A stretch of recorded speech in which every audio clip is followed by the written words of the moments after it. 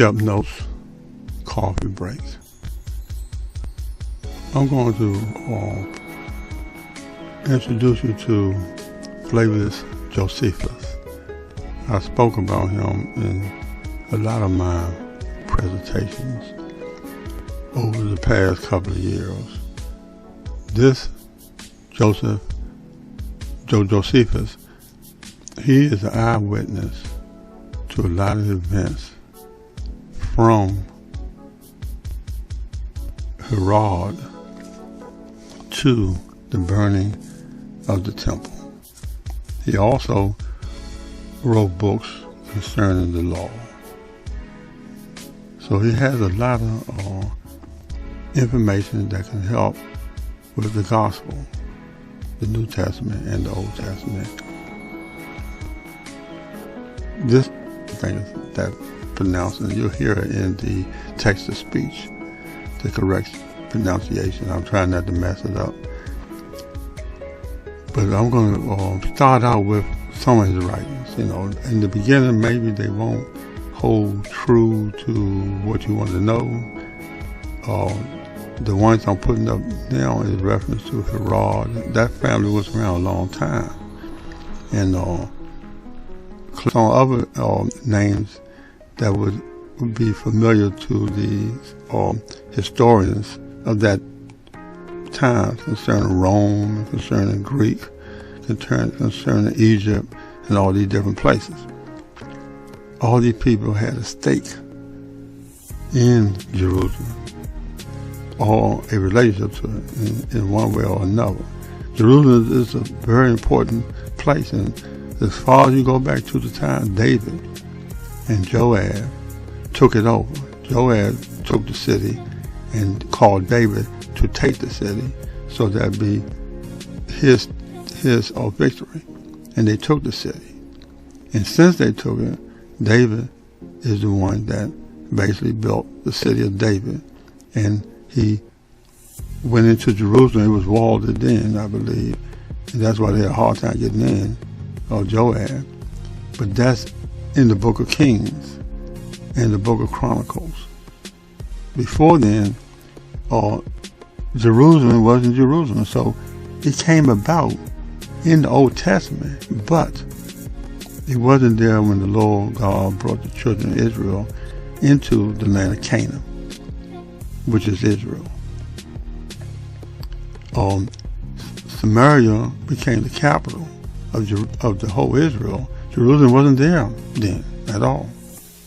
Neither the city of David wasn't there then. It was one landscape, and the tribe that was going to be chosen wasn't chosen then. When they came to the land of Israel, the whole entire Israel was Israel. Now, when they came in, they set the tabernacle over near Samaria, and it stayed there. And that was the name of that was called. I can't think of it right now, but when I think of it, I'll tell you. They had nicknamed it. And then that was in the day of the judges. It was like 400 some years of judges. Could be 390 or 400, something like that. And no king, no anointed king ruled in Israel. So all that time, there was no building called the temple. The temple was the tabernacle. Just giving you a few things to know. So immediately, when they came into Israel and they set up house, there was no temple, there was no Jerusalem. They didn't conquer the area yet, the hill, but it was by the areas that they was conquering that they didn't conquer yet. In other words, when they came to the city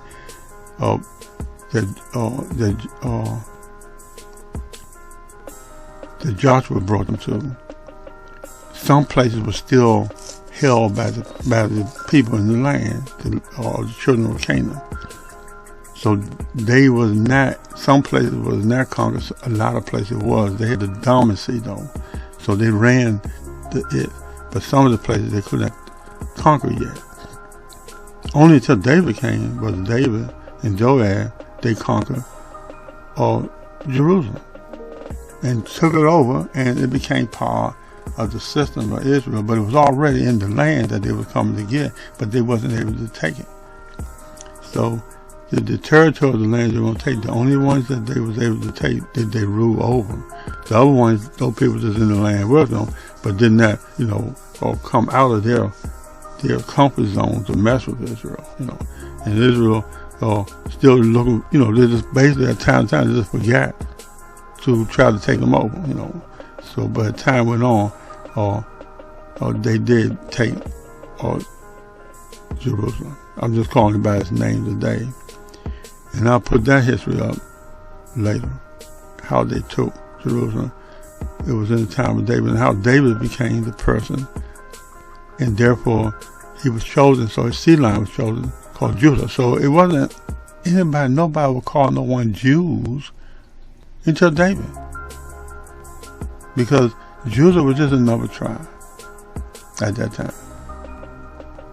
So to get a better history of the Jews, which is the tribe of Judah, you have to know that during the first 400 some years, no one called the Jews, called Judah. It wasn't even considered the tribe that the Father chose at that time.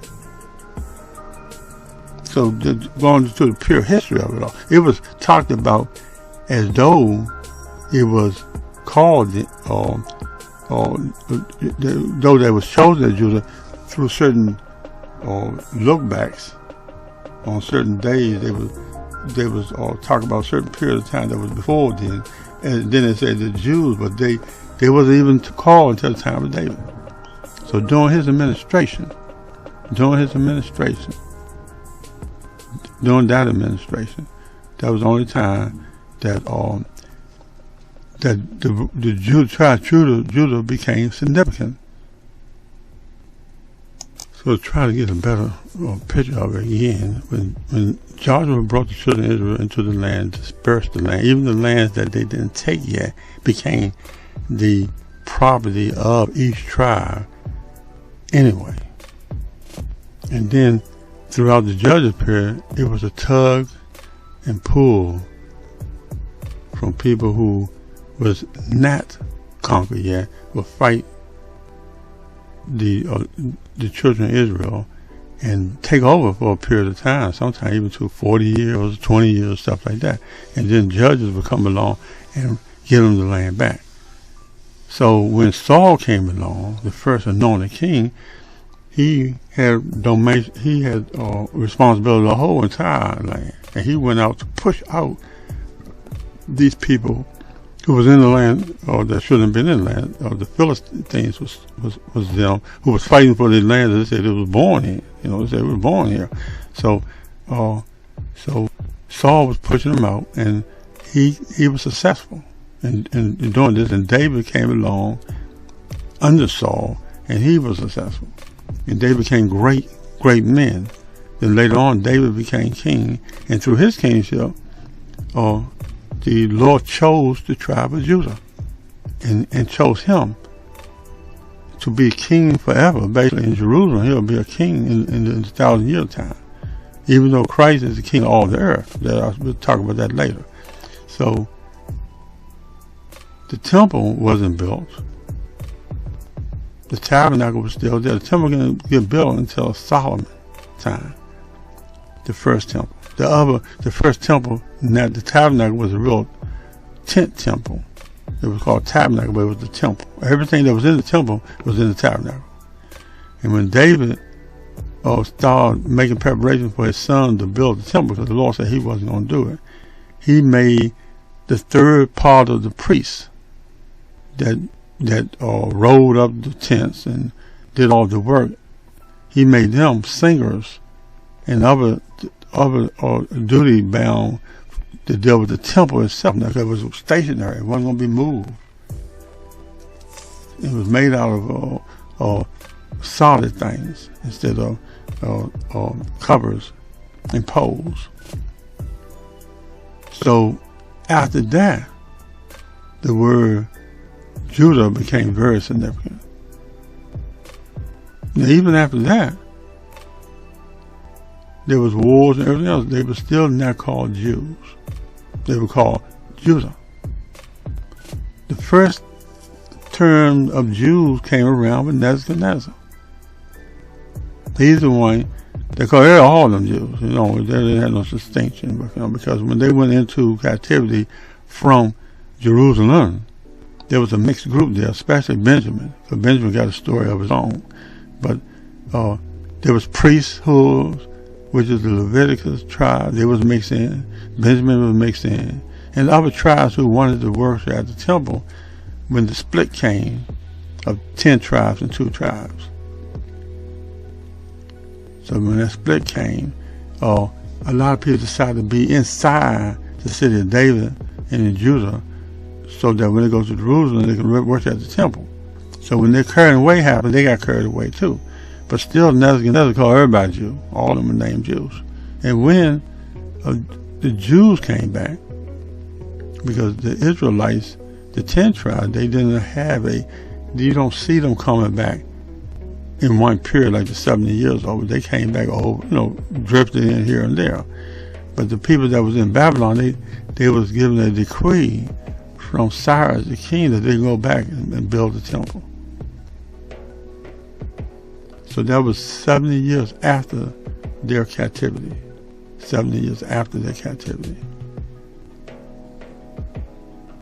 So then we're going to get back to Jesus' time and after his time. And these are some of the events that happened after Christ and after the temple was burnt. And there's another thing too. Constantine. Constantine never saw the temple, ever. He never saw the temple of God. Constantine came into the picture of the 300 AD. 300 AD. The temple was burned in 70 AD. So when he came in, Constantine had to build a Christian church on his own ideals. Christ had risen from the dead, the apostles was not there anymore, the disciples had blended out, and they established house churches. It was acceptable to God. However, Constantine, which would probably be the foundation of the Catholic Church today, he used the bishops that was in the Christian church, because they were still around when Constantine became a Christian, and he made Rome Christian. The faith, Christianity, one faith. And when that didn't work, he built another place called Constantinople, and he made that all Christian. That still holds true today for their religion, over there. In Rome, there are so many different religions, so it just couldn't work. But he still had authority over Rome. It's just that though the people were going to continue to serve the other gods. And it lasted for a long time until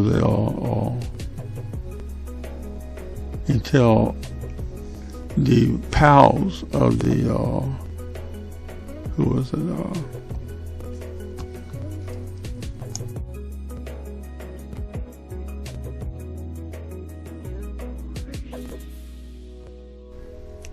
The Ottomans, they was called the Ottomans. They basically took Constantinople. Not easy. It wasn't easy to take Constantinople. Now, even though people today say that Constantinople is in Turkey, it's not in Turkey. But because the two parts of Greek on this side and Turkey on that side, they almost touch, but there's a water go between there. Constantinople was on the other side. But now the maps have it on both sides. So some people say it's part of Istanbul, or over there in Turkey. But really the ones that we talk about in history did not cross over to Turkey. And back in that time it was called Asia Minor. It didn't cross over there at all. So it's still on the other side, which is coming from over across Rome, over towards Greek, always over that side there. So there's a misconception. A lot of people say because the Nova is over in Turkey. No, it's not. But it probably is now because they have extended it to that side, of Turkey. They extended it to that side. So, but the one that is in history is on the other side, not Turkey. All Asian Minor. So I thought I'd bring out these things. All this information will somehow be in season 1, episode 6. It's going to be a broad conversation about episode 6, trying to get a foundation to go forward with a great understanding of what's going on. So I have different topics to talk about before we get to episode 6 of season 1. Season 1 is about the end, basically, about the end. And also, the book of Revelation has a lot to do with it. The book of Revelation. Also, 3 other gospels talk about the end too, but in a chapter, basically. That'd be Matthew chapter 24, Luke chapter 21, and Mark chapter 13. And it's talked about in Thessalonians or Hebrews, all kinds of different books. The end is talked about. The end is not a short topic. It's a long one that has a whole lot of, and even in the book of Deuteronomy, the end is talked about. Daniel is talked about. It's talked about in some of the wisdom books, and it's talked about in Zechariah. I mean, that's Zechariah. Yeah, Zechariah and Ecclesiastes. Well, probably there too. I mean, Ezekiel. So the end is a large subject. You got 2 terms for the end. The end of the rule of Satan, and the end for all eternity. It will be this way. It's going to be the way the Lord intended it to be before Adam and Eve. So, in order to get a good picture of that, because if you are a Christian or you consider to be one, you need to know these things. You have to share this information, because each generation needs the prior information to give them the information and to assist in information, like we all do. We go to new jobs, or we go to a new city. People help us to understand, and that's what each generation has to do. This generation will have to help the next generation come in, because we have 4 generations in any 120-year period. I know I say 110, but it's 120. It depends on the lifespan of that generation, those 4 generations. It's our duty to assist from the top of the heap of generation to the lower heap of the generation, which is younger, very young, all to very young people. You had to tell them. There is an effort to eliminate that information so they won't know. Those people be totally ignorant. They won't have anything to guide them in Christian faith. The Christian faith is part of the Jewish faith, and the Jewish faith starts with the 12 tribes of Israel, and that starts with Jacob, who is the 3rd from Abraham, and that Jewish faith is embedded in Abraham. And Abraham came after the flood from Noah.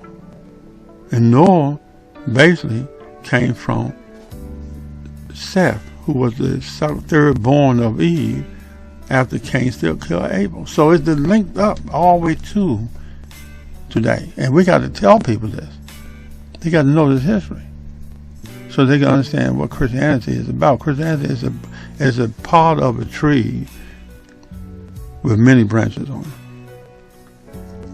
So this is why these things are important. Now I'm bringing up Josephus because he is an eyewitness of a very important part of the Jewish history and the Christian history. He was in both. He knows them both. He is a scholar in this field of writing, and his desire was to write down history and to keep it for mankind to read. So we got great people in the Christian faith, in the Jewish faith, that keep good records. So it'd be good to read a little bit. I got a lot of information. I got this whole books, different books that he had written.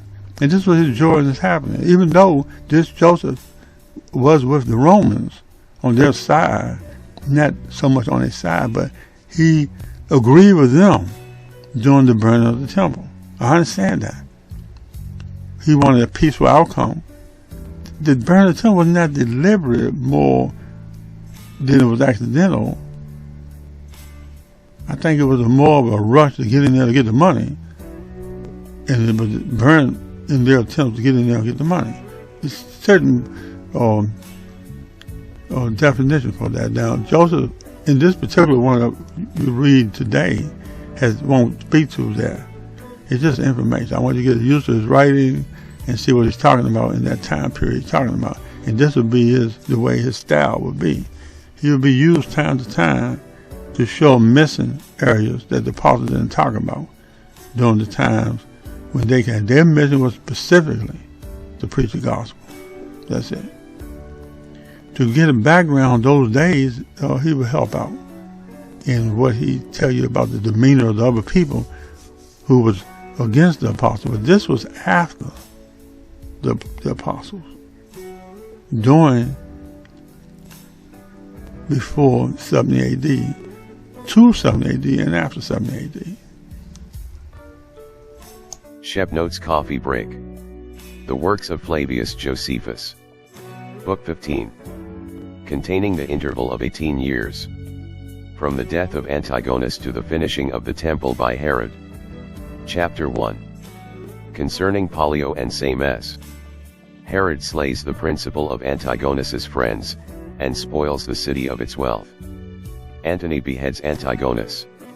1. How Photius and Herod took Jerusalem by force, and besides that, how they took Antigonus captive, has been related by us in the foregoing book. We will now proceed in the narration. And since Herod had now the government of all Judea put into his hands, he promoted such of the private men in the city as had been of his party, but never left off avenging and punishing every day those that had chosen to be of the party of his enemies. But Pollio the Pharisee, and Sames, a disciple of his, were honored by him above all the rest, for when Jerusalem was besieged, they advised the citizens to receive Herod, for which advice they were well requited. But this Pollio, at the time when Herod was once upon his trial of life and death, foretold, in way of reproach, to Hyrcanus and the other judges, how this Herod, whom they suffered now to escape, would afterward inflict punishment on them all, which had its completion in time, while God fulfilled the words he had spoken. 2. At this time Herod, now he had got Jerusalem under his power, carried off all the royal ornaments, and spoiled the wealthy men of what they had gotten, and when, by these means, he had heaped together a great quantity of silver and gold, he gave it all to Antony, and his friends that were about him. He also slew 45 of the principal men of Antigonus's party, and set guards at the gates of the city, that nothing might be carried out together with their dead bodies. They also searched the dead, and whatsoever was found, either of silver or gold, or other treasure, it was carried to the king, nor was there any end of the miseries he brought upon them, and this distress was in part occasioned by the covetousness of the prince regent, who was still in want of more, and in part by the Sabbatic year, which was still going on, and forced the country to lie still uncultivated, since we are forbidden to sow our land in that year. Now when Antony had received Antigonus as his captive, he determined to keep him against his triumph, but when he heard that the nation grew seditious, and that, out of their hatred to Herod, they continued to bear goodwill to Antigonus, he resolved to behead him at Antioch, for otherwise the Jews could no way be brought to be quiet. And Strabo of Cappadocia attests to what I have said, when he thus speaks, Antony ordered Antigonus the Jew to be brought to Antioch, and there to be beheaded. And this Antony seems to me to have been the very first man who beheaded a king, as supposing he could no other way bend the minds of the Jews so as to receive Herod, whom he had made king in his stead, for by no torments could they he forced to call him king, so great a fondness they had for their former king, so he thought that this dishonorable death would diminish the value they had for Antigonus's memory, and at the same time would diminish the hatred they bear to Herod. Thus far Strabo. Chapter 2. How Hyrcanus was set at liberty by the Parthians, and returned to Herod, and what Alexandra did when she heard that Ananelus was made high priest. 1. Now after Herod was in possession of the kingdom, Hyrcanus the high priest, who was then a captive among the Parthians, came to him again, and was set free from his captivity, in the manner following: Bartapharnes and Pacorus, the generals of the Parthians, took Hyrcanus, who was first made high priest and afterward king, and Herod's brother, Phasaelus captives, and wore them away into Parthes. Phasaelus indeed could not bear the reproach of being in bonds, and thinking that death with glory was better than any life whatsoever, he became his own executioner, as I have formerly related. 2. But when Hyrcanus was brought into Parthia, the king Phraates treated him after a very gentle manner, as having already learned of what an illustrious family he was, on which account he set him free from his bonds, and gave him a habitation at Babylon, 1, where there were Jews in great numbers. These Jews honored Hyrcanus as their high priest and king, as did all the Jewish nation that dwelt as far as Euphrates, which respect was very much to his satisfaction. But when he was informed that Herod had received the kingdom, new hopes came upon him, as having been himself still of a kind disposition towards him, and expecting that Herod would bear in mind what favor he had received from him, and when he was upon his trial, and when he was in danger that a capital sentence would be pronounced against him, he delivered him from that danger, and from all punishment. Accordingly, he talked of that matter with the Jew that came often to him with great affection, but they endeavored to retain him among them, and desired that he would stay with them, putting him in mind of the kind offices and honors they did him, and that those honors they paid him were not at all inferior to what they could pay to either their high priests or their kings, and what was a greater motive to determine him, they said, was this, that he could not have those dignities in Judea, because of that maim in his body, which had been inflicted on him by Antigonus, and that kings do not use to requite men for those kindnesses which they received when they were private persons, the height of their fortune making usually no small changes in them. 3. Now although they suggested these arguments to him for his own advantage, yet did Hyrcanus still desire to depart. Herod also wrote to him, and persuaded him to desire of Phraates, and the Jews that were there, that they should not grudge him the royal authority, which he should have jointly with himself, for that now was the proper time for himself to make him amends for the favors he had received from him, as having been brought up by him, and saved by him also, as well as for Hyrcanus to receive it. And as he wrote thus to Hyrcanus, so did he send also Saramalus, his ambassador, to Phraates, and many presents with him, and desired him in the most obliging way that he would be no hindrance to his gratitude towards his benefactor. But this zeal of Herod's did not flow from that principle, but because he had been made governor of that country without having any just claim to it, he was afraid, and that upon reasons good enough, of a change in his condition, and so made what haste he could to get Hyrcanus into his power, or indeed to put him quite out of the way, which last thing he compassed afterward. 4. Accordingly, when Hyrcanus came, full of assurance, by the permission of the king of Parthia, and at the expense of the Jews, who supplied him with money, Herod received him with all possible respect, and gave him the upper place at public meetings, and set him above all the rest at feasts, and thereby deceived him. He called him his father, and endeavored, by all the ways possible, that he might have no suspicion of any treacherous design against him. He also did other things, in order to secure his government, which yet occasioned a sedition in his own family, for being cautious how he made any illustrious person the high priest of God.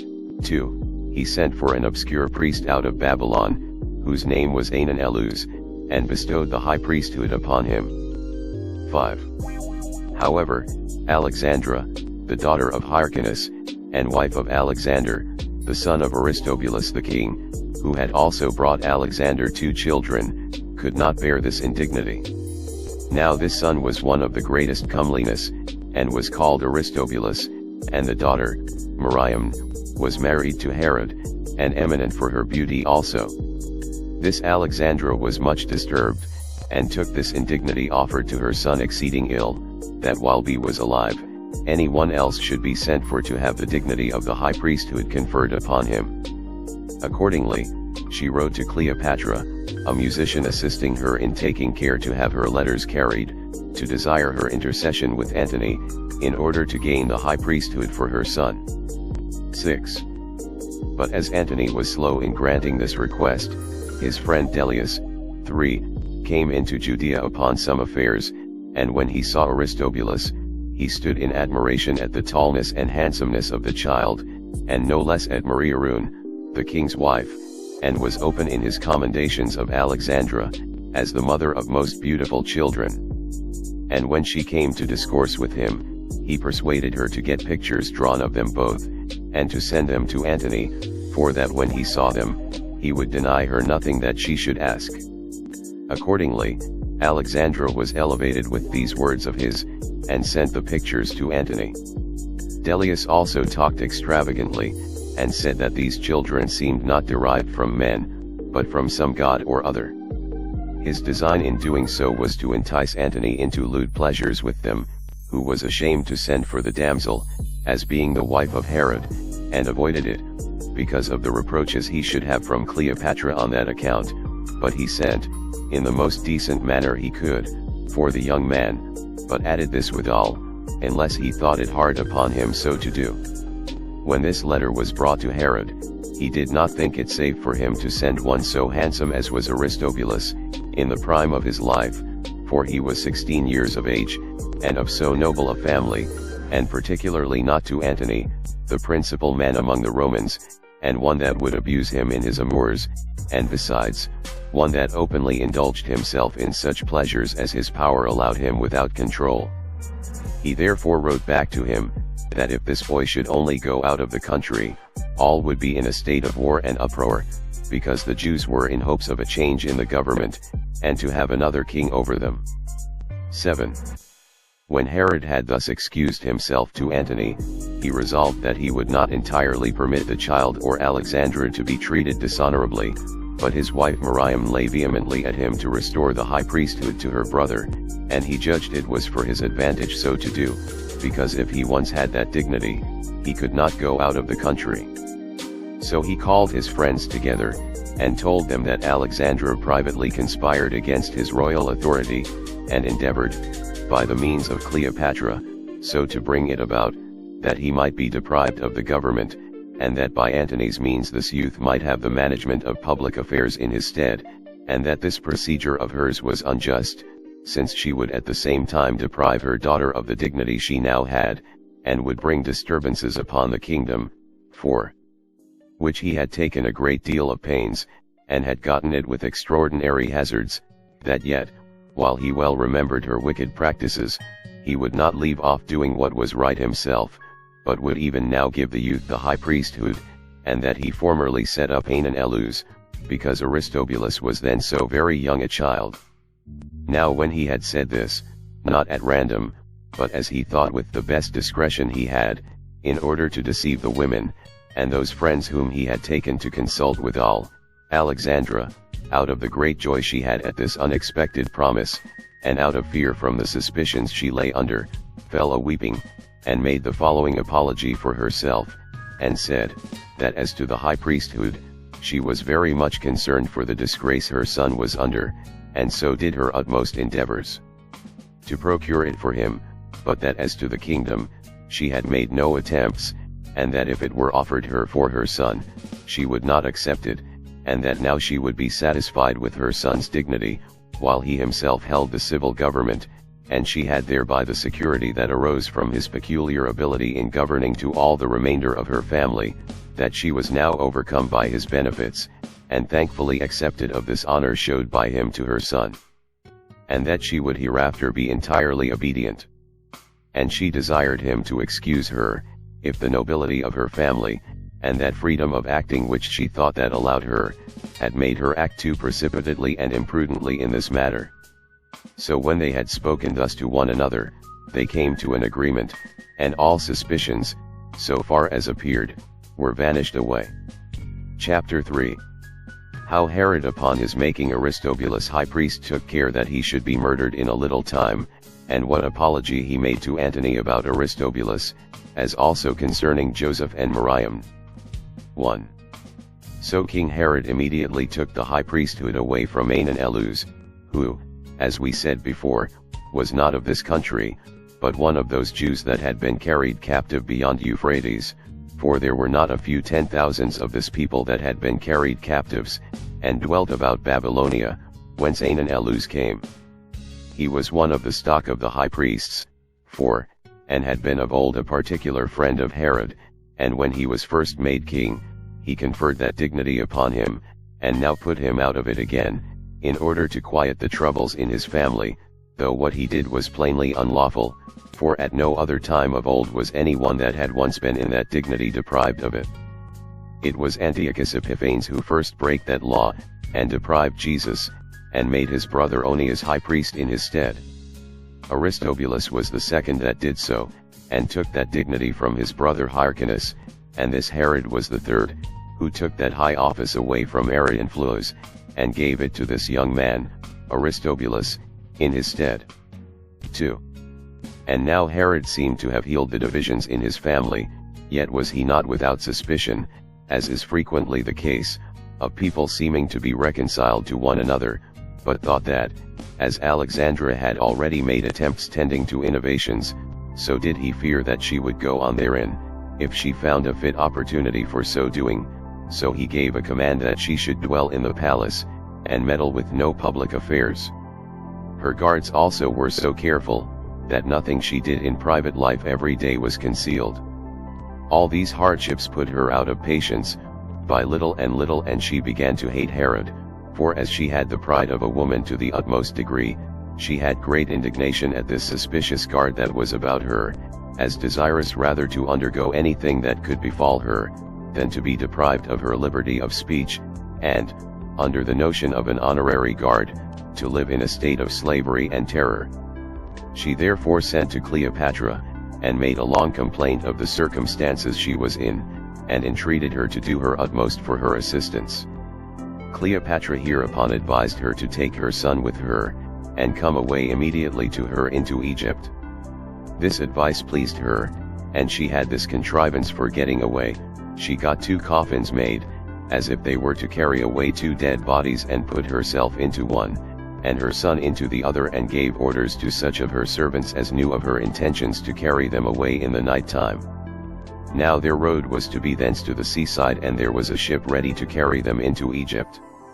Now Aesop, one of her servants, happened to fall upon Sabian, one of her friends, and spake of this matter to him, as thinking he had known of it before.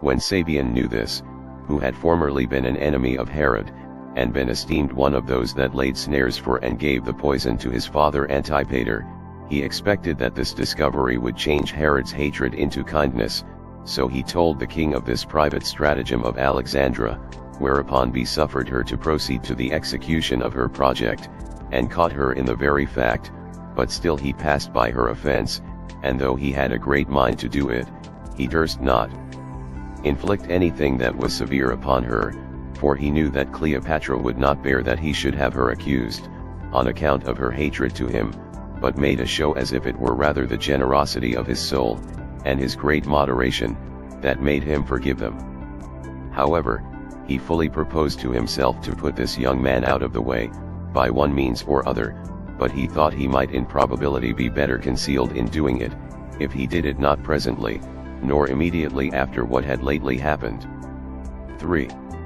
And now, upon the approach of the Feast of Tabernacles, which is a festival very much observed among us, he let those days pass over, and both he and the rest of the people were therein very merry, yet did the envy which at this time arose in him cause him to make haste to do what lie was about, and provoke him to it, for when this youth Aristobulus, who was now in the 17th year of his age, went up to the altar, according to the law, to offer the sacrifices, and this with the ornaments of his high priesthood, and when he performed the sacred offices, 5, He seemed to be exceedingly comely, and taller than men usually were at that age, and to exhibit in his countenance a great deal of that high family he was sprung from.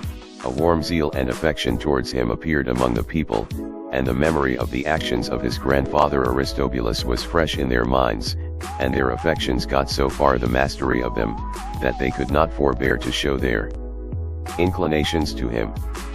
They at once rejoiced and were confounded, and mingled with good wishes their joyful acclamations which they made to him, till the goodwill of the multitude was made too evident, and they more rashly proclaimed the happiness they had received from his family than was fit under a monarchy to have done.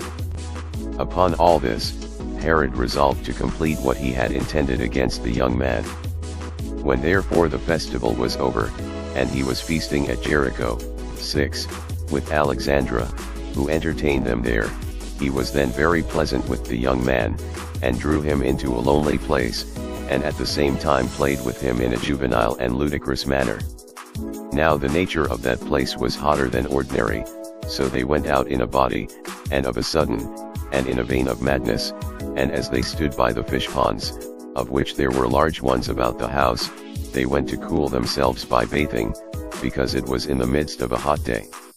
At first they were only spectators of Herod's servants and acquaintance as they were swimming, but after a while, the young man, at the instigation of Herod, went into the water among them, while such of Herod's acquaintance, as he had appointed to do it, dipped him as he was swimming, and plunged him under water, in the dark of the evening, as if it had been done in sport only, nor did they desist till he was entirely suffocated.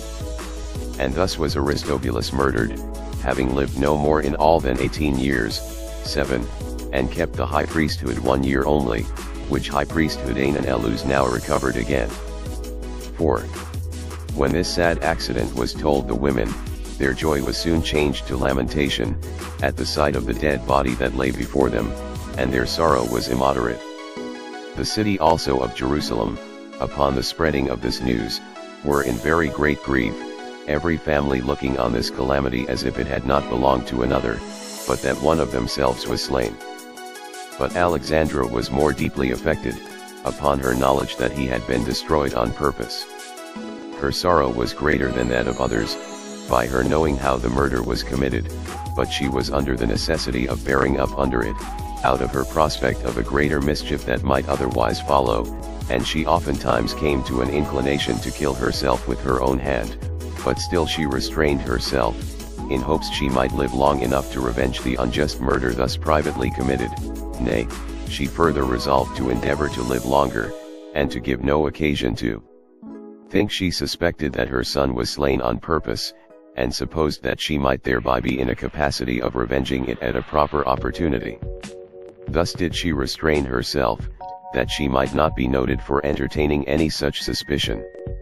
However, Herod endeavored that none abroad should believe that the child's death was caused by any design of his, and for this purpose he did not only use the ordinary signs of sorrow, but fell into tears also, and exhibited a real confusion of soul, and perhaps his affections were overcome on this occasion, when he saw the child's countenance so young and so beautiful, although his death was supposed to tend to his own security.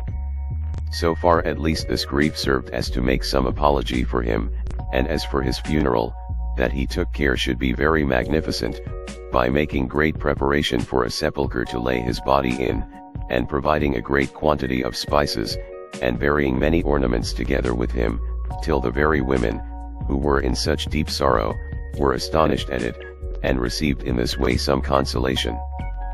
5. However, no such things could overcome Alexandra's grief, but the remembrance of this miserable case made her sorrow, both deep and obstinate.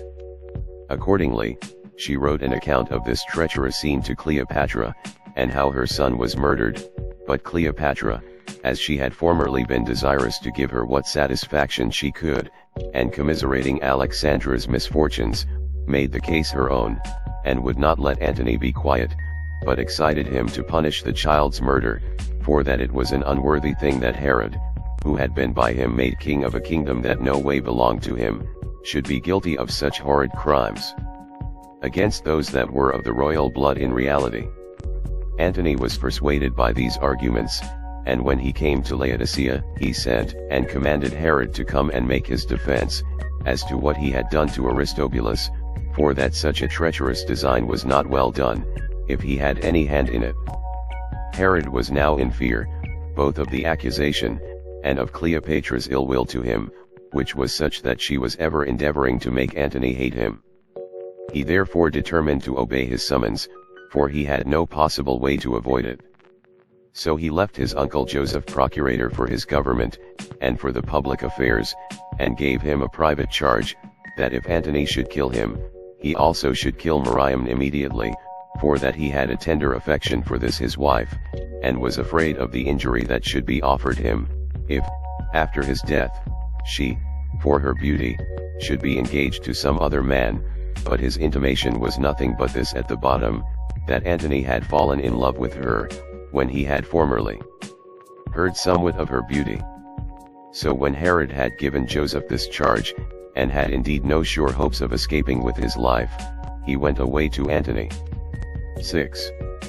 But as Joseph was administering the public affairs of the kingdom, and for that reason was very frequently with Miriam, both because his business required it, and because of the respects he ought to pay to the queen, he frequently let himself into discourses about Herod's kindness, and great affection towards her, and when the women, especially Alexandra, used to turn his discourses into feminine raillery, Joseph was so over-desirous to demonstrate the king's inclinations, that he proceeded so far as to mention the charge he had received, and thence drew his demonstration, that Herod was not able to live without her, and that if he should come to any ill end, he could not endure a separation from her, even after he was dead. Thus spake Joseph. But the women, as was natural, did not take this to be an instance of Herod's strong affection for them, but of his severe usage of them, that they could not escape destruction, nor a tyrannical death, even when he was dead himself. And this saying of Joseph was a foundation for the women's severe suspicions about him afterwards. 7. At this time a report went about the city Jerusalem among Herod's enemies, that Antony had tortured Herod, and put him to death. This report, as is natural, disturbed those that were about the palace, but chiefly the women, upon which Alexandra endeavored to persuade Joseph to go out of the palace, and fly away with them to the ensigns of the Roman legion, which then lay encamped about the city, as a guard to the kingdom, under the command of Julius, for that by this means, if any disturbance should happen about the palace, they should be in greater security, as having the Romans favorable to them, and that besides, they hoped to obtain the highest authority, if Antony did but once see Miriam, by whose means they should recover the kingdom, and want nothing which was reasonable for them to hope for, because of their royal extraction. 8.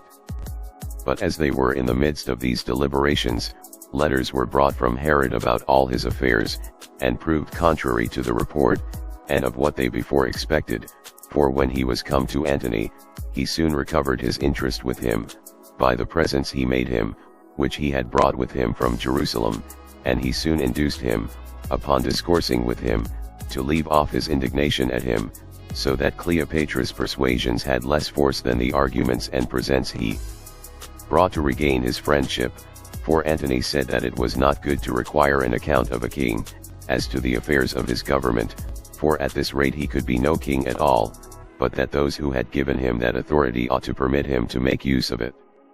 He also said the same things to Cleopatra, that it would be best for her not busily to meddle with the acts of the king's government. Herod wrote an account of these things, and enlarged upon the other honors which he had received from Antony, how he sat by him at his hearing causes, and took his diet with him every day, and that he enjoyed those favors from him, notwithstanding the reproaches that Cleopatra so severely laid against him, who having a great desire of his country, and earnestly entreating Antony that the kingdom might be given to her, labored with her utmost diligence to have him out of the way, but that he still found Antony just to him, and had no longer any apprehensions of hard treatment from him, and that he was soon upon his return, with a firmer additional assurance of his favor to him, in his reigning and managing public affairs, and that there was no longer any hope for Cleopatra's covetous temper, since Antony had given her Syria instead of what she had desired, by which means he had at once pacified her, and got clear of the entreaties which she made him to have Judea bestowed upon her. 9. When these letters were brought, the women left off their attempt for flying to the Romans, which they thought of while Herod was supposed to be dead, yet was not that purpose of theirs a secret. But when the king had conducted Antony on his way against the Parthians, he returned to Judea, when both his sister Salome and his mother informed him of Alexandra's intentions. Salome also added somewhat further against Joseph, though it was no more than a calumny, that he had often had criminal conversation with Miriam. The reason of her saying so was this, that she for a long time bare her ill will, for when they had differences with one another, Miriam took great freedoms, and reproached the rest for the meanness of their birth. But Herod, whose affection to Miriam was always very warm, was presently disturbed at this, and could not bear the torments of jealousy, but was still restrained from doing any rash thing to her by the love he had for her. Yet did his vehement affection and jealousy together make him ask Miriam by herself about this matter of Joseph, but she denied it upon her oath, and said all that an innocent woman could possibly say in her own defense, so that by little and little the king was prevailed upon to drop the suspicion, and left off his anger at her, and being overcome with his passion for his wife, he made an apology to her for having seemed to believe what he had heard about her, and returned her a great many acknowledgments of her modest behavior, and professed the extraordinary affection and kindness he had for her, till at last, as is usual between lovers, they both fell into tears, and embraced one another with a most tender affection. But as the king gave more and more assurances of his belief of her fidelity, and endeavored to draw her to a like confidence in him, Miriam said, "Yet was not that command thou gavest, that if any harm came to thee from Antony, I, who had been no occasion of it, should perish with thee, a sign of thy love to me." When these words were fallen from her, the king was shocked at them, and presently let her go out of his arms, and cried out, and tore his hair with his own hands, and said, that now he had an evident demonstration that Joseph had had criminal conversation with his wife, for that he would never have uttered what he had told him alone by himself, unless there had been such a great familiarity and firm confidence between them. And while he was in this passion he had like to have killed his wife, but being still overborne by his love to her, he restrained this his passion, though not without a lasting grief and disquietness of mind. However, he gave order to slay Joseph, without permitting him to come into his sight, and as for Alexandra, he bound her, and kept her in custody, as the cause of all this mischief. Shep Notes Coffee Break. More later.